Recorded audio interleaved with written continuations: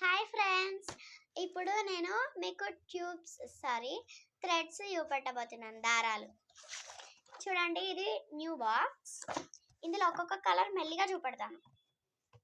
ఇది వచ్చేసి purple colour. First purple తీసిన, చూడండి పర్పుల్ కలర్. మీకు ఒకవేళ దారాలు కావాలంటే మా షాప్కి రండి. అడ్రస్ కూడా నేను డిస్క్రిప్షన్లో పెడతాను.